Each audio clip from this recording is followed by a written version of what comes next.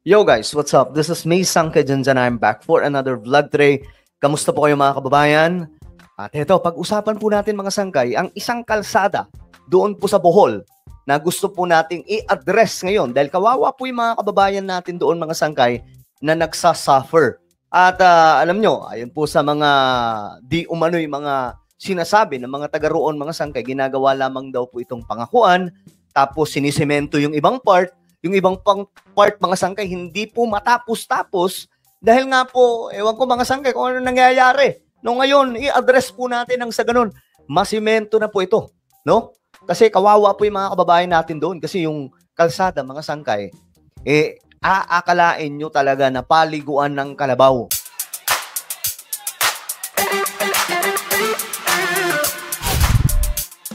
Before we start guys, paki-subscribe mo muna yung ating YouTube channel. Ang good news po mga sangkay, tayo po ay nakarating na dito sa YouTube sa 1.53 million subscribers. Ako, thank you so much for supporting me mga sangkay. Daghang salamat kaninyong tanan. Alam nyo mga sangkay, kung wala kayo, wala rin naman po talaga ako dito mga sangkay, di ba?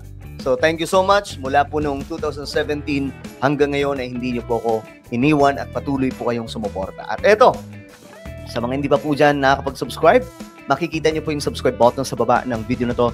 I-click nyo lamang po yung subscribe, i-click ang bell, at i-click nyo po yung all. Sa mga nanonood po sa Facebook, i-follow nyo po yung ating Facebook page. So today nga po, pag-uusapan po natin ito. Kasi, ito, ipapakita ko lang po sa inyo, no? Kasi, mga sangkay, ito po yung isang kalsada doon sa Bohol. Alam nyo, ang gusto ko lang mangyari dito, mga sangkay, ma-address po ito ng maayos. Kasi, kung walang magsasalita, no? Kasi ang pagkakaalam ko, takot po yung iba doon mga sangkay na magsalita kasi nga po, no? Pinagtutulungan na batikusin. So ako naman mga sangkay, sanay na sanay po ako sa bashing. Wala po akong pakialam dyan. Mga sangkay, kahit pa po mura-murahin ako anong gawin sa atin, wala tayong pakialam dyan. For ilang taon na ba? From 2017 up to now, 2025 na. Masyado na po tayong ano dyan mga sangkay. Kumbaga, hindi na po natin nararamdaman ang epekto niyan. Ngayon, mga sangkay, eto, gusto natin po i-address nito. Actually, mga sangkay, sa totoo lang, ayoko sanang i-vlog ito. Pero, mukhang kailangan mga sangkay. Kasi imbis na gawin ang trabaho. Ayoko magpangalan ha, wala akong papangalanan, pero maiintindihan ito ng marami. Ito po ay doon, mga sangkay, sa San Miguel, Daguhoy, Bohol. Alright? Barangay San Miguel. At itong part na ito mga sangkay, doon po ito. Itong napag-iiwanan na part ay doon sa may Ilawod part, no? Ng San Miguel, Daguhoy, Bohol. Ngayon, para po sa inyong kaalaman, bago natin i-play yung video, mga sangkay, alam nyo, ang Bohol, isa po sa lugar sa Pilipinas na masasabi ko na may mga magagandang kalsada po talaga. Na-experience ko kasi halos nagpaikot-ikot po ako sa Bohol from 2017 mga sangkay, no? Na nakapunta po tayo sa Bohol na masasabi ko talaga na magaganda po yung kalsada doon, espaltado, maayos po yung pagkakagawa. At alam po yan siguro na maraming mga pumupunta sa Bohol, no? Napakagaganda ng kalsada doon. Wala po talaga akong masabi. Mas magaganda pa po yung kalsada nila mga sangkay kaysa sa ibang mga probinsya sa Pilipinas. Pero, maliban po sa part na ito mga sangkay, doon nga po ako nanlumo kasi isip-isip ko, ang ganda ng mga kalsada sa ibang part ng Bohol. Pero, bakit dito mukhang napag-iiwanan? So, ngayon mga sangkay, i-play po muna natin itong video na to para po malaman ng lahat mga sangkay kung ano po yung pinagsasabi natin dito. Alright? So, what's up guys? Mapakita lang ako sa inyo. Ito po yung kalsada, no? Ito yung kuha ko mismong video mga sangkay at for your information, 2017 pa po ako pabalik-balik mga sangkay at nakakalungkot na ito pa rin ang kalsada. At alam nyo guys, may mga nasimento namang ibang part. No? Pero isipin nyo to mga sangkay ha, from 2017. No? Ilang taon na. Hindi po ganong kalayo yan mga sangkay. At alam nyo ang Bohol, mga paatag po yan mga sangkay. Sa summer, talagang ano yun, mga akyata na mga bundok, ang hirap po simentoin doon. Pero ito mga sangkay, kaya sabi ko, ang Bohol, isa po sa may mga magagandang kakalsadahan ang mayroon sila. Napakaganda po talaga. Pumunta kayong Bohol para ma-experience nyo mga sangkay Pero yung part na ito, mga sangkay, doon po sa may bayan po ng Daguhoy at Barangay San Miguel, no, sa may Ilawod part, talagang namang ma-stress kayo pag mapapadaan kayo sa part na ito, mga sangkay. Sila po yung napag-iiwanan doon. At ito, mga sangkay, kaya ako po gustong i-address ito para po matulungan po syempre yung mga kababayan po natin doon, mga sangkay. Kasi alam nyo, ang kawawa po dito, na minsan o madalas nadadaanan ko dyan, mga sangkay, kasi pag nagbabakasyon po ako, nakikita ko po talaga yung kalsada na to. May mga bata po mula po sa school na hindi ko alam bakit hindi po sila sumasakay, naglalakad lang. Tapos madadaanan nila yung part na to. Yung ibang part, sementado. Pero yung ibang part, mga sangkay, pagpasok na dito, ito makikita nyo, ito po yung dinadaanan nila, mga sangkay. Ito, panoorin po natin. Ito yung kalsada dito sa Daguhoy, Bohol, sa may Ilawod.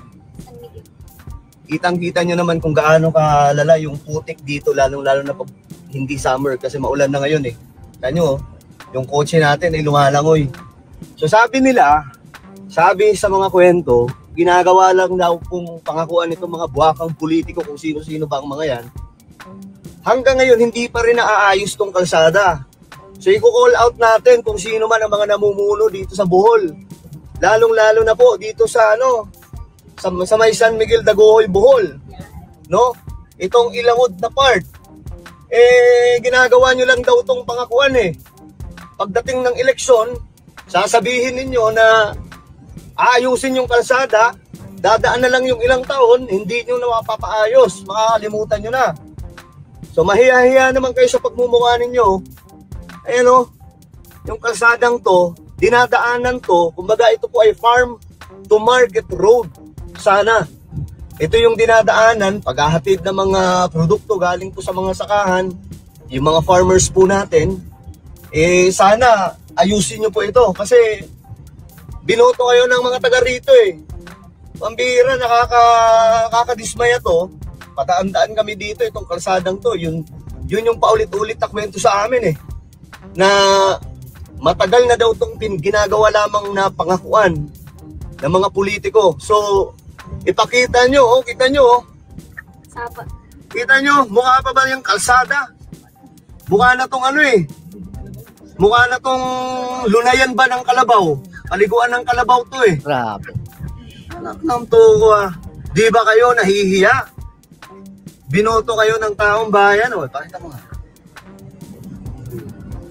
Binoto kayo ng taong bayan tapos hindi nyo aayusin yung trabaho ninyo. Ayan pa Diyos mio, Marimar. Tapos may bali-balita din kami.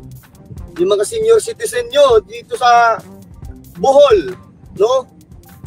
Mukhang hindi daw po naaayos yung pagbibigay. Gusto nyo ba makarating pa ito sa Presidente ng Republika ng Pilipinas? Akala nyo hindi yan makakarating? So, ayan po guys sa lahat ng mga LGU dito sa may San Miguel, Daguhoy, Bohol, no? Please, bigyan nyo to ng pansin. Huwag nyong hayaan pa na umabot pa po tayo sa part 2. God bless po, mga kapatid. Okay. So yan, mga sangkay, no? Pinakita lang po natin para po, alam nyo, minsan nga naisip ko na iparating na po itong mga sangkay doon sa kinauukulan, no? Pero sa ngayon, ibablog lang po natin itong mga sangkay para po, kumbaga, maano natin, mapagalaw. Kumbaga, maano natin mga sangkay, no? Maisip din po ng mga mahahalal doon o namumuno doon, mga sangkay, na ayusin po ang kalsadang ito. Kasi para po sa inyong kaalaman, ang kalsadang ito, no? Doon sa Daguhoy, Bohol, unti-unti lamang pong sinisemento. No, may ibang part, mga sangkay, na nasisemento naman po talaga. No, pero hindi po matapos-tapos. Just imagine, 2017 pa po akong babalik-balik dyan, mga sangkay. Tapos, hindi po matapos-tapos. Yung pagsisemento, paulit-ulit lamang po. Na may pumapalit, may bago na namang administrasyon, mga sangkay. Ngayon, bago po yung administrasyon na namumuno dyan, mga sangkay, sa may Daguhoy, Bohol. So, i-address po natin ito sa kanila kasi yung nakaraan, di ba yung nakaraan, mga sangkay, hindi po natapos. So, ngayon, umaasa po ako na ang bagong namumuno dyan sa Daguhoy, Bohol ay mabibigyan na po ito ng aksyon. Ulitin ko, mabibigyan na po ito ng aksyon. No? Huwag nyo na pong hayaan na makarating pa po ito sa mga telebisyon. O di kaya, kasi alam nyo mga sangkay, minsan naisip ko nga, kasi may papalapit kaming segment sa isang telebisyon, no? Hindi ko na muna i-broadcast kung saan naisip kong i-discuss ito. Pero, ang gusto ko lang marinig, bago namin gawin yun, o kaya para hindi na po mangyari yan, gawan na po ito ng pamamaraan. Ipaliwanag nyo na po sa inyong mga kababayan dyan na masisemento na ito ngayong taon para po mga sangkay, kumbaga wala na po mga kung ano-ano pang diskusyon, no? Kasi alam nyo, sinasabihan po ako nila mga sangkay na, bakit sangkay? Bakit yan lang ang pinapakita mo? Bakit ang hindi mo maipakita yung sementado? Common sense lang guys. Hindi ko na kailangan ipakita pa po yung mga sementadong part kasi ang concern ko nga mga sangkay, itong part na akala mo mga sanggay, daanan po ng kalabaw o di kaya mga sangkay, ito po ay mukhang paliguan ng kalabaw. Diyos mio Marimar, 2017 pa po ako dyan na pabalik-balik kasi nagbabakasyon ako kasi mga sangkay, ang Bohol, maganda po talaga ang Bohol bakasyonan mga sangkay. Gusto nga po natin bumili ng property man lang mga sangkay sa some part of Bohol dahil napakaganda po mga sangkay ng lugar na yan. Pero, ayun na nga po, naawa lamang po talaga ako sa sitwasyon. No, na, eto mga sangkay, paulit-ulit po tayong bumabalik dito, tapos makikita po natin yung kalagayan nila, ganun at ganun pa rin mga sangkay, may kaunting improvement naman, pero sobrang bagal po talaga. Ito pa po yung nakakalungkot mga sangkay. Ito pa yung nakakalungkot May mga nagre-react, no, na tila baga, kumakampi pa po sila sa mga taong walang concern sa kalsadang ito mga sangkay. Na tila baga tumatawa pa po sila sapagkat hindi pa po naaayos ang kalsadang ito. Marami mga sangkay, alam nyo kung sino-sino ang mga yan? Yung mga tao di umano nakatira mga sangkay sa kalsada na may maayos na po. Yung mga nasemento na. Sa madaling sabi, wala po silang pakialam sa part na to. Kaya sila bumabatikos mga sangkay kasi nga po, wala naman silang pakialam dyan sa part na yan Sabi pa nga po nila mga sangkay, kaya daw ganyan, nagre-react daw ako kasi masisira ang sasakyan. Well, totoo yun, mga sangkay. Hindi lang po sasakyan, hindi lamang po yung may 4 na gulong, kundi maging yung mga nakamotor, yung mga dumadaan dyan, mga sangkay. Diyos mio Marimar, maawa naman po sana kayo. Hinalal po kayo ng taong bayan, so it's time to do kung ano po ang trabaho po ninyo. Ito pa yung nakakalungkot mga sangkay, no? Narinig ko pa mga sangkay. Hindi ko nababanggitin Pero wag nyo akong pilitin na banggitin ko mismo yung pangalan at ipakita ko po mismo ang mukha dito. Dahil for sure, hindi nyo magugustuhan. Well, mga sangkay, nalulungkot po ako sapagkat nalaman ko mga sangkay na yung mga taong pumupuna dahil po hindi pa rin masemento ang kalsadang ito mga sangkay, sinasabihan pa po nila na tumulong kayo, puna kayo ng puna, hindi naman kayo tumutulong, mag-ambagan kayo. Mag-ambag daw. Umambag. Guys, hindi nila trabaho ang ipasemento ito. May mga personal sila na buhay. Kaninong trabaho yan? Yung mga hinalal, yung mga nakaupo dyan, yung mga kung sino mang mga nakaupo dyan, sila dapat ang magtrabaho dyan. No? Ang problema, mukhang guilty po, mga sangkay, kung kaya't nagre-react, todo paliwanag. Ang pagkakalam ko, nakailang video na mga sangkay, diba? No? So, ito lang masasabi ko, wag nyo akong pilitin na ibulgar ang lahat. Kasi, hindi nyo magugustuhan. Baka makarating pa po ito sa telebisyon, maimbestigahan kayo dyan. Bakit hindi pa po ito naayos? Iyari kayo. Okay? So, yun lang naman mga sangkay. Nalungkot lang ako kasi imbis na makinig sa mga pumupuna, gusto pang utusan kayo. Wala nga kayong ambag dyan. Mag-ambagan kayo at magpalagay kayo ng mga bato dyan. O di kayo kung ano. Diyos mio Marimar, alam nyo guys Noong 2024, dumaan ako dito mga sangkay. Inaayos na po. Akala ko sisementoin na. Diyos mio Marimar, yung kabilang part lamang po yung nasemento. Yung ditong part, sa mailawod part, wala pa rin. So, yun lang ang masasabi ko. Since bago yung mga nakaupo dyan, I hope, no, na sila, kung hindi nagawa ng nauna, gawin na po ninyo. It's time para naman, kumbaga makita nila na ito yung binoto namin. Kumikilos na, masisemento na. Ito lang masasabi ko. Once na masemento yan, yung lugar na yan, ibablog ko pa yan. At pasasalamatan po mismo natin ang mayor ng Daguhoy. No? Pasasalamatan po mismo natin. Ibibida po natin, buong Pilipinas makakakita niyan. So sa ngayon mga sangkay, gusto lamang po natin iparating. Kasi nga po, kung wala magsasalita, sino yung magsasalita? Sino magsasalita? Yung ibang mga tao na hindi makaporma dyan. Yung ibang mga tao na walang boses? No. Sabi pa nga po nila, mga sangkay, ito pa sinasabi nila, hindi naman daw ako taga dyan, dayo lamang ako, bakit ako nangingialam? Guys, kung kilala nyo ako, mga sangkay, kung kilala nila ako, maiintindihan nila ng ang ibinablog po natin, kasi political vlogging yung ginagawa natin, hindi lamang po sa kung saan-saang lugar, hindi lang sa Metro Manila, hindi lang sa kung anong lugar. Buong Pilipinas, no? Buong Pilipinas. Kami mga political vlogger, kapag may nakita po kaming katiwalian, pinupuna po namin para masolusyonan. So, eto mga sangkay, sabi pa nga po ng isang nagsasalita dito, ayoko ng pangalanan, baka ma-stress eh. Okay? At nire-respeto ko pa rin naman kasi namumuno dyan eh. Ang akin lang, magawan na po ito ng pamamaraan. Sabi po niya, maliit na problema lang daw ito. Maliit na problema pala. Bakit hindi ayusin? Di ba, ganun lang naman kasimple yon. Maliit na problema, kinalal kayo ng taong bayan, lalong-lalo na, ang pagkakaalam po natin, matagal na pong namumuno dyan. Di ba? Yung isang nagsasalita.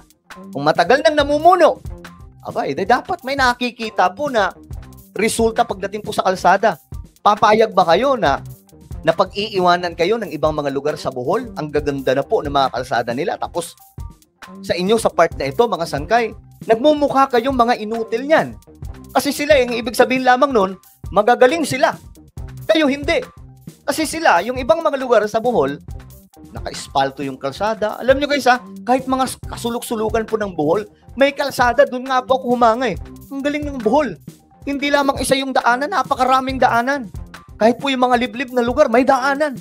Tapos, napakagaganda pa ng pagkakagawa ng kalsada. So dito, papayag ba kayo?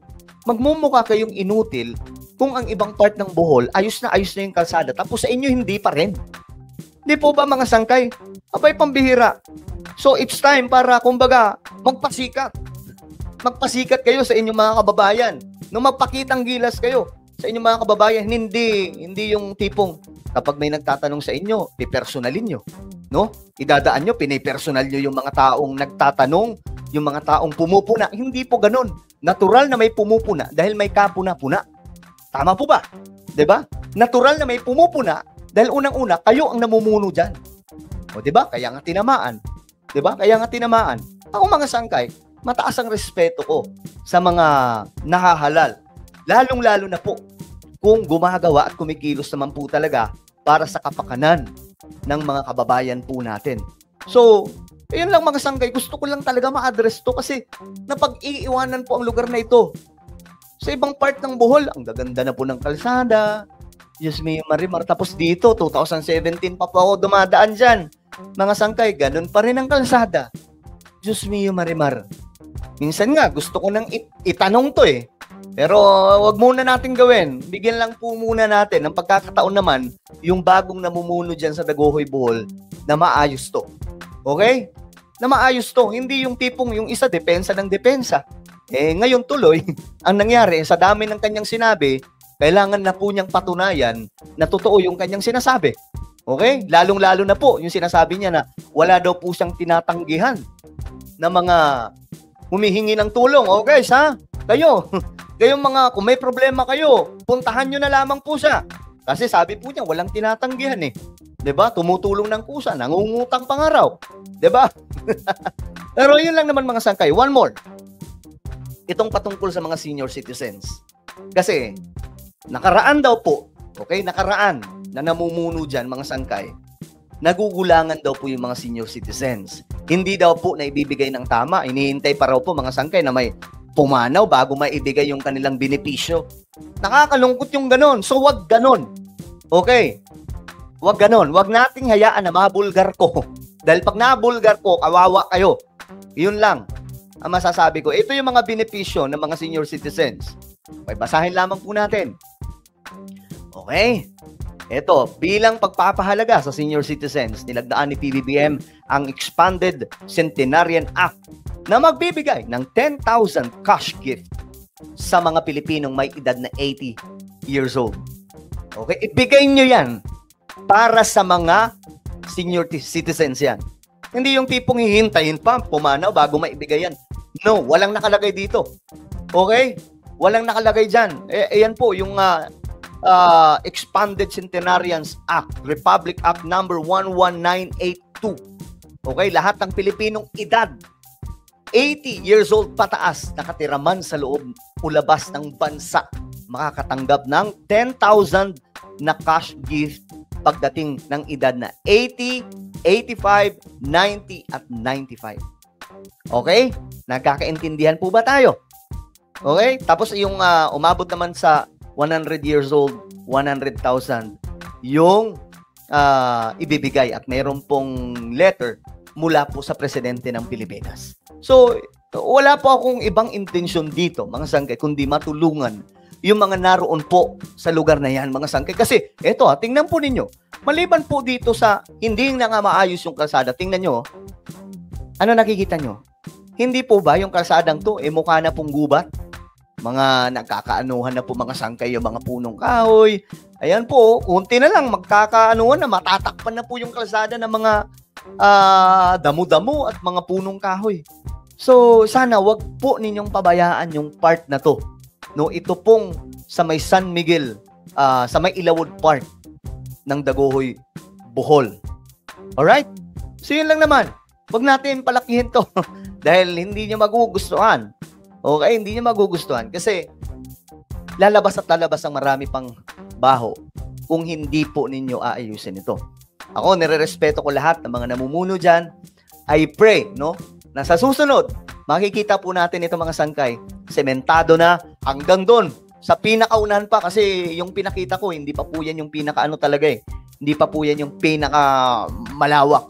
Mahaba-haba pa po yan mga sangkay. Tapusin na po yung pagpapagawa ng kalsada dyan. At uulitin ko lang, kung may mga magtatanong sa inyo, I'm not pointing for one official lang or kung sino mang mga official lang, mga sangkay, kundi lahat na. Kung may magtatanong, no, sa inyo tungkol sa kalsada o kung ano pang mga proyekto, huwag kayong magagalit. Natural yan na magtatanong sa inyo dahil kayo ang nakaupo dyan. Binoto kayo nila. Inaasahan nila na may magagawa kayo para matulungan sila sa lugar ninyo. Tama po ba? Ang problema kapag tinatanong, gusto nyo pa, ang nagtatanong pa ang sumagot sa solusyon ng problema na kinakaharap. Hindi po pwede yun. You are elected. And once you are elected by the people, ibig sabihin, nagtiwala sila sa iyo o sa inyo na may magagawa kayo sa inyong lugar. Ulitin ko lang, hindi lamang po ito para sa iisang opisyal, kundi sa lahat na. No? Sa lahat na. Kasi baka akalain nila na iisang opisyal lang ang kine-question natin. Actually, mga sangkay, sa LGU po talaga ito. Itong mga nagtatanong, itong mga nagre-reklamo, nagtatax ang mga yan. Ang problema, parang ang gusto pa nilang mangyari, mag-ambagan daw ng bato para maayos yung kalsada. Nagpapakita lamang yon mga sangkay, na inutil ang isang leader na inelect ng maraming mga tao, tapos hihingi ng tulong o di kaya ipapasa yung trabaho sa mga taga roon, mag-ambagan daw para masemento o di kaya para malagyan ng bato itong kalsadang pwede ng taniman ng palay. Hindi po pwede yun. Itong mga ito, nagtatax ang mga yan. May ambag yan sa bayan. May ambag yan. Lalong-lalo na po yung mga nagnenegosyo dyan. Diba? Malaki ang naitutulong ng mga yan. Hindi lang nahahalata kasi ang iniisip nila na tulong mga sangkay, yung may ibibigay na pera, hindi po ganun. Uulitin ko, inelect kayo ng mga tao dyan then it's your job na gawa ng solusyon para mapagaan ang buhay ng mga taong pinagsisilbihan ninyo. Tama? Huwag nyong hingiin yung, kumbaga, huwag nyong ipasa yung bigat ng problema sa kanila. Na tila baga parang sinasabi nyo na kayo na lang ang gumawa. Eh kung ganun, edi dapat mag-resign na. Kung hindi naman pala talaga kaya. Ganun lang naman yun eh. Kasi inelect kayo. Nagtiwala sa inyo ang taong bayan na may magagawa sa inyo. Then matagal ng panahon, hindi magrereklamo yung mga yan kung nakikita nila na nasemento na ang lugar na ito. Isipin nyo kung matagal na po kayo sa pwesto tapos wala pa rin kayong accomplishment na kagaya po ng pagpapaayos. Mahalaga po itong kalsada, mga sangkay. Farm to market road po yan. Diyan dumadaan yung mga produkto galing po sa mga magsasaka, inihahatid sa merkado. Ganyan po kahalaga yan. At once na sira-sira ang kalsada, ibig sabihin, nahihirapan yung mga magsasaka. So, ganun lang kasimple. Huwag nyong tatanungin yung mga tao na nagtatanong sa inyo. Huwag nyong pagagalitan. Natural yan na magtatanong sa inyo dahil kayo ang nakaupo. Kung wala kayo dyan, hindi nila kayo tatanungin. At huwag nyong ipapasa yung responsibilidad sa kanila na mag-ambagan para mapagawa ang kalsadang ito. Nagpapakita lamang yan ng kahinaan ng leadership. Dahil ang ibig sabihin, hindi nyo kayang pamunuan ng lugar. Napag-iiwanan ang Bohol. Napakagaganda ng mga kalsada ng ibang mga lugar sa Bohol, tapos itong part hindi nyo magawa-gawa. May nagsasabi pa, binabayaran daw ako dito paglabas ng information ito. Magtatokwa, bayad. Talaga ba bayad? Sumasahod ako sa YouTube? Hihilingin ko pang bayaran ako? Sumasahod po tayo ng... Ayoko nang banggitin. Di natin kailangan. Ito lang masasabi ko, hindi ko kailangan ng bayad mula sa mga politiko. Simulat sa poll, hindi po tayo nagpabayad. Alam po ng mga tropa kong vlogger yan. Hindi po tayo nasusuhulan, mga sangkay. Alright? Kung sutusin, pwedeng kasuhan ng cyber libel. Okay? Pero pagpapasensyan po muna natin sa ngayon. Kapag naayos to, ito lang ang mapapangako ko. Kapag napaayos to, iba-vlog po natin ito, ibibida po natin sa buong Pilipinas. Kapag nasemento ang lugar na ito. Alright? So ayun, mga sangkay, maraming salamat po sa inyong panonood. Hanggang sa muli, this is me, Sangkay Janjan. Mag-iingat po ang lahat. God bless everyone.